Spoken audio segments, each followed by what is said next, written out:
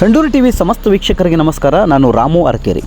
ಸ್ನೇಹಿತರೆ, ಭಾರತವನ್ನು ಈ ಹಿಂದೆ ಹಾವಾಡಿಗರ ದೇಶ ಎಂದು ವಿದೇಶಿಯರು ಕರೆಯುತ್ತಿದ್ದರಂತೆ.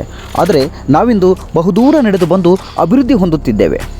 ಬಾಹ್ಯಾಕಾಶ, ಮಾಹಿತಿ ತಂತ್ರಜ್ಞಾನ, ಬಯೋಟೆಕ್ನಾಲಜಿ, ಜೀವವಿಜ್ಞಾನ, ಆರೋಗ್ಯ ಸೇವೆಗಳು, ನವೀಕರಿಸುವ ಶಕ್ತಿ ಸೇರಿದಂತೆ ಅನೇಕ ವಲಯಗಳಲ್ಲಿ ಭಾರತ ತನ್ನ ದಾಪುಗಾಲಿರಿಸಿ ಸಾಗಿದೆ. ಇದೇ ರೀತಿ ಭಾರತದ ಆರ್ಥಿಕತೆಯೂ ಕೂಡ ಹೆಚ್ಚಾಗುತ್ತಿದ್ದು, ಜಾಗತಿಕ ಮಟ್ಟದಲ್ಲಿ ಭಾರತದ ಶ್ರೀಮಂತರು ಪೈಪೋಟಿ ನಡೆಸುವಂತೆ ಬೆಳೆಯುತ್ತಿದ್ದಾರೆ.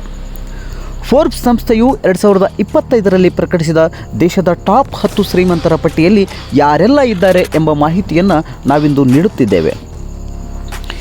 ಇದೇ ಶ್ರೀಮಂತರು ಕೇವಲ ರಾಷ್ಟ್ರೀಯ ಮಟ್ಟದಲ್ಲಿ ಮಾತ್ರವಲ್ಲದೆ ಅಂತಾರಾಷ್ಟ್ರೀಯ ಮಟ್ಟದಲ್ಲೂ ತಮ್ಮ ಸ್ಥಾನವನ್ನು ಭದ್ರಪಡಿಸಿಕೊಂಡಿದ್ದು, ಆ ಉದ್ಯಮಿಗಳ ಹೆಸರು, ಉದ್ಯಮ ಹಾಗೂ ರ್ಯಾಂಕಿಂಗ್ ಕುರಿತು ಕಿರು ಮಾಹಿತಿಯನ್ನು ಸಂಡೂರು ಟಿವಿ ಬಿತ್ತರಿಸುತ್ತಿದೆ.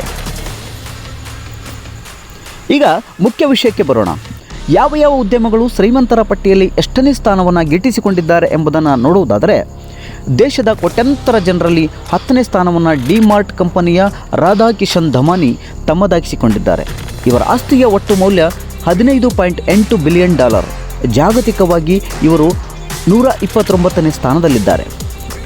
ವರುಣ್ ಬೇವರೇಜಸ್ ಕಂಪನಿಯ ರವಿ ಪೂಜಾರಿಯ $17.9 ಬಿಲಿಯನ್ ಮೌಲ್ಯದ ಆಸ್ತಿಯೊಂದಿಗೆ ದೇಶದಲ್ಲಿ 9ನೇ ಸ್ಥಾನದಲ್ಲಿದ್ದು, ಜಾಗತಿಕವಾಗಿ 108ನೇ ಸ್ಥಾನದಲ್ಲಿದ್ದಾರೆ. DLF ಕಂಪನಿಯ ಕುಶಲ್ ಪಾಲ್ ಸಿಂಗ್ 8ನೇ ಸ್ಥಾನವನ್ನು ಪಡೆದುಕೊಂಡಿದ್ದು, ಜಾಗತಿಕ ಸೂಚ್ಯಂಕದಲ್ಲಿ 106ನೇ ಸ್ಥಾನದಲ್ಲಿದ್ದಾರೆ.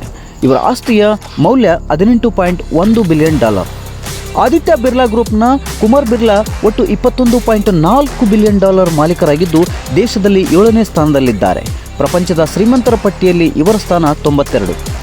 ಅದೇ ರೀತಿ ಸೆರಮ್ ಇನ್ಸ್ಟಿಟ್ಯೂಟ್ ಆಫ್ ಇಂಡಿಯಾ ಕಂಪನಿಯ ಸೈರಸ್ ಪೂನಮ್ವಾಲಾ ಭಾರತದ ಸೂಚ್ಯಂಕದಲ್ಲಿ 6ನೇ ಸ್ಥಾನದಲ್ಲಿದ್ದು, ಜಾಗತಿಕವಾಗಿ 89ನೇ ಸ್ಥಾನ ಪಡೆದುಕೊಂಡಿದ್ದಾರೆ.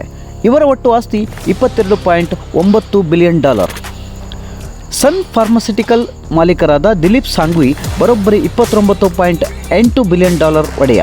ಜಾಗತಿಕವಾಗಿ ಇವರನ್ನು 59ನೇ ಶ್ರೀಮಂತ ಎಂದು ಗುರುತಿಸಿದರೆ, ಭಾರತದಲ್ಲಿ ಇವರು 5ನೇ ಸ್ಥಾನದಲ್ಲಿದ್ದಾರೆ. ಸ್ಟೀಲ್ ಉತ್ಪಾದನೆ, ಗಣಿಗಾರಿಕೆ, ವಿದ್ಯುತ್ ಸೇರಿದಂತೆ ಇತರೆ ಬೈ ಪ್ರಾಡಕ್ಟ್ಗಳ ತಯಾರಿಕೆಯ ಜಿಂದಾಲ್ ಸಮೂಹ ಸಂಸ್ಥೆ ದೇಶದ 4ನೇ ಶ್ರೀಮಂತ ಕಂಪನಿಯಾಗಿದೆ. ಈ ಸಂಸ್ಥೆಯ ಮಾಲಕಿ ಸವಿತ್ರಿ ಜಿಂದಾಲ್ ಜಾಗತಿಕವಾಗಿಯೂ ಶ್ರೀಮಂತರ ಪಟ್ಟಿಯಲ್ಲಿ 41ನೇ ಸ್ಥಾನವನ್ನು ಗಿಟ್ಟಿಸಿಕೊಂಡಿದ್ದಾರೆ.